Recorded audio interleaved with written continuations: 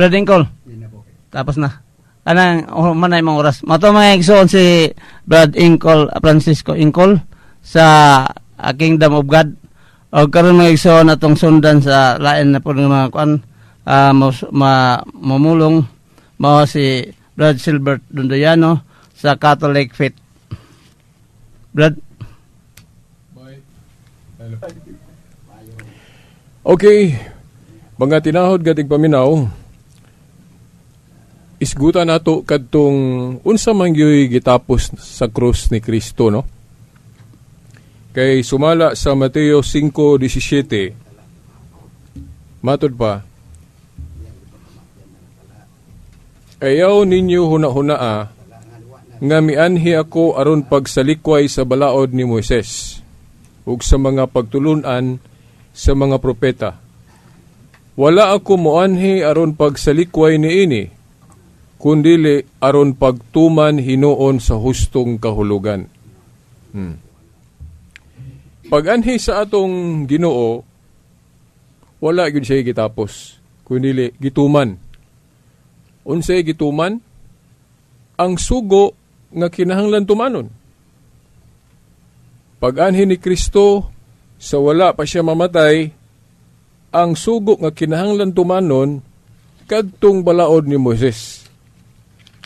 Kay wala pa man mahuman ang daan nga kasabutan.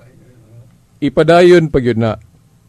Mauna nga si Kristo gabantay Sabado, gabantay pista, pero naanay medyo gipasabot niyang kausaban.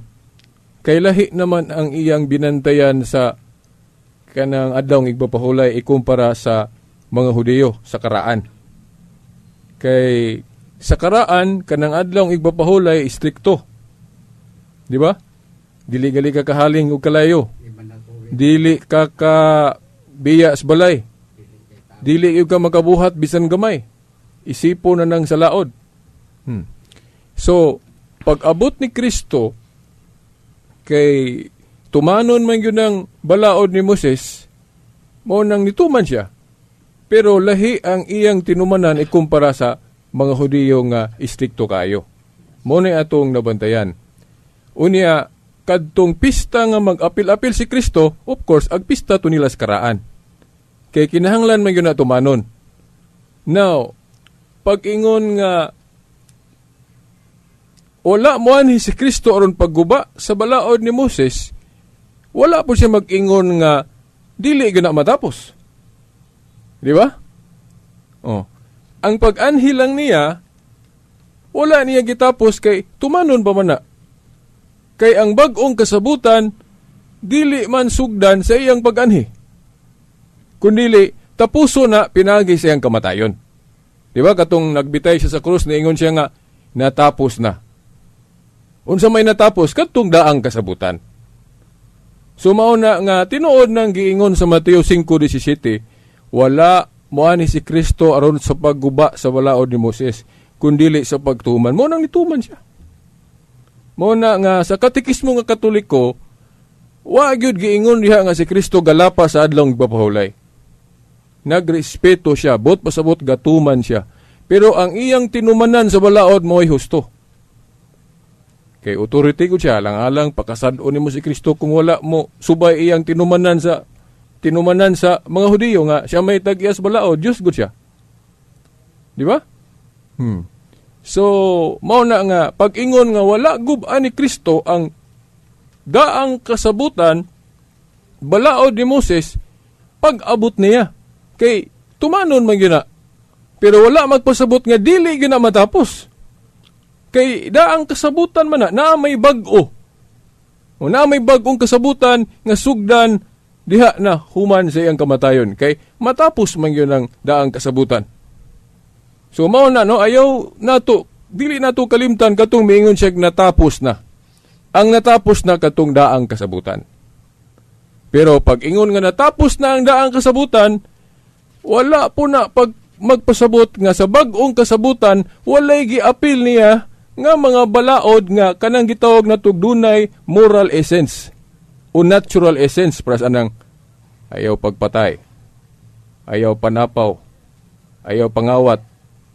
Natural essence of the law, moral essence of the law, iya ra gihapon ang giapil.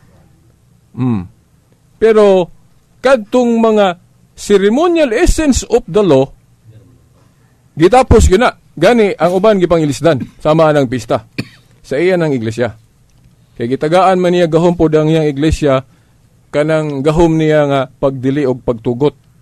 Diba mo nang mga pista ron sa Katoliko bag-o na pod. Diba? So, atong basahon ng Kolosas kay napamanday panahon para mas kasigurado gitag unsay gitapos. Okay. Giingon dire. Gipapas niya, by the way, ang sitas Kolosas 2:14 ang 17. Gipapas niya ang tanantang mga utang. Lakip ang mga kasabutan bahin niini. O giwagtang niya ang tanan, pinaagi sa paglansang niini dito sa krus. O pinaagi sa iyang kamatayon sa krus, gibuntog ni Kristo ang mga espirituhanong pangulo o otoridad. Gipasundayag niya ngadto sa tanan ang ilang kapildihan. Busa ayaw ninyo itugot, nga may magsaway kaninyo mahitungod sa pagkaon. Mo ni ceremonial man eh. Muna nga kitang mga Kristohanon dili natahukman niadtong tulumanon mahitungod sa kalanon. Kay natapos man to sa krus ni Kristo. Watay labot ana. Okay, sa bag-ong kasabutan niyo kubinan. Nya, akong ipadayon na, ako lang usbon din ipadayon. Busa ayaw ninyo itugot nga may magsaway kaninyo mahitungod sa pagkaon o ilimnon o mahitungod sa mga adlaw nga balaan o sa kasaulugan sa bag-ong bulan. Bahin sa adlaw nga igpapahulay. Kining tanan, mga anino lamang sa mga butang umaabot, apan ang katumanan mao si Kristo. Apil gali ng igpapahulay. Now, tingali mo ingon ang Seventh-day Adventist, mural luman ng igpapahulay kinaaman as napulo kasugo. Tinuod. Pero, timan anato, kanang adlaw igpapahulay, dili na siya lunlon moral law. Naana siya ceremonial essence. No? Ang ceremonial essence ana ang pagpatunong sa adlaw. Kay ang moral essence of the law sa adlaw ipapahulay, unom kaadlaw trabaho ikapito pahulay. Subot pasabot, dili siya specific. Wa na ko, malangan ako pang basahon rin sa akong referensya, ang Jewish Encyclopedia. Nga kanang 7th day o adlaw ipapahulay, ikapito na human sa unom kaadlaw sunod-sunod nga trabaho. Dili na siya necessary yun nga 7th day of the week. Natunong lang nga sa daang kasabutan, panahon nila ni Moses, matunong yun ang 7th day sa 7th day of the week. Kay musugod man sila trabaho, unang adlaw simana, mao nang ikapito, 7th day of the week kon Saturday. Mao na gitawag og Jewish Sabbath.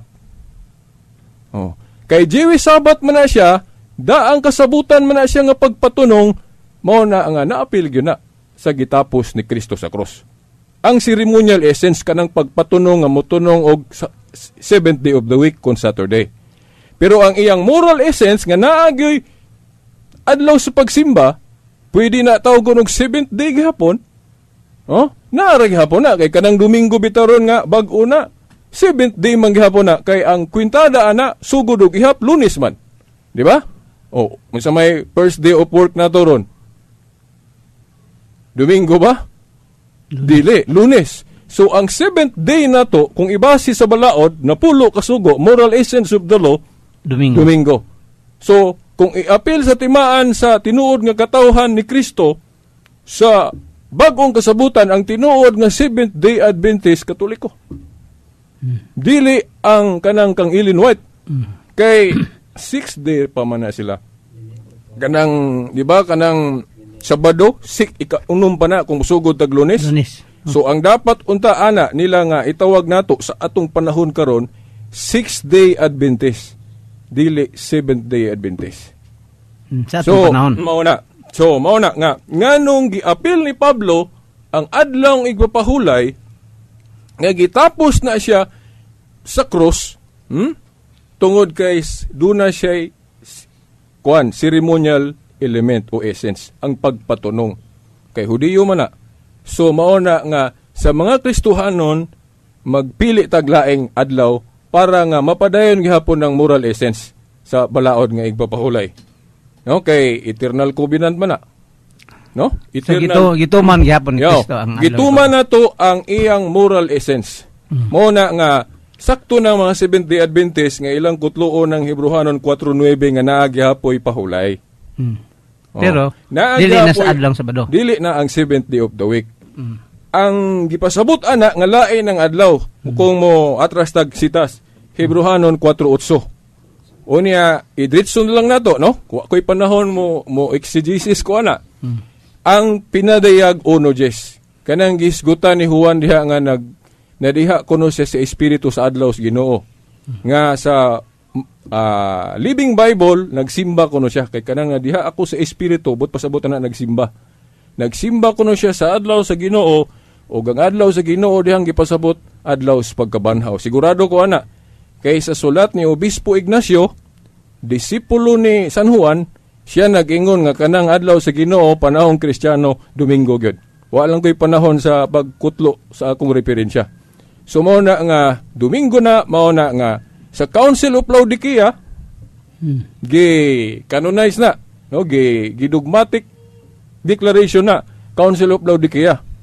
Mao na nga Ang Sunday may Thursday. Kay ang simbahan nagitukod ni Kristo na may gahom sa pagdili og pagtugot. Ang inyong idili diri sa yuta, idili nako sa langit. Pero nahibulong lang ko aning mga Adventist kining 2 minutos nga nabili nako, ako na lang pahimuslan nga nganong musupak sila sa Council of Laodicea. Kay Katoliko man kuno ang council, man kuno na authority mga obispo diha. Pero nganong nituo sila sa Council of Hippo o Cartago. Unsa man tong Council of Hippo o Cartago, puros man to council sa mga obispong Katoliko. Pagdeklara pila kabasahon ang daang kasabutan o bag-ong kasabutan. Di ba? Panahon sa mga apostoles, wala biya sila gisipit-sipitan nga listahan sa bag-ong kasabutan. Gani, panahon sa mga apostoles, ang ilang Biblia, Old Testament lang. Dayon ang mga Kristohanon gisulat daghan kayo, di lang ka 27. Kano sa aman gihukman nga ang bag-ong kasabutan 27 lang ka libro, di sa kumagisgot ang daan kay kontrobersyal. Kano sa 393 Council of Hippo. Dayon gidasunan na sa Council of Cartago. Carthage 397. Tuo man sila kay kailang ilang mga Biblia ron 27 ra man na. Gani si Martin Luther na say gustong taktakon gali unta ana kay di man siya motuo sa authority sa Katoliko. Taktakon unta na ng Hebrews. Kanang pinadayag labi na ng James kay kanang James diya supak sa iyang pagtulunan nga dili kay pagtuo lamang. Mo nang gi-insert niya sa iyang hubad sa Romans 3:28 iyang gi-insert ng faith alone nga wala man na sa original. Pero mosango sa giingon sa Santiago 2:22 ba to? 29. Nga dili ta matarungon sa pagtuo lamang. So wa na ko'y panahon mo discuss pa ana. So napauntay isgutan ako mahitungod ato ngalan-ngalan lagi kay waton tag ngalan.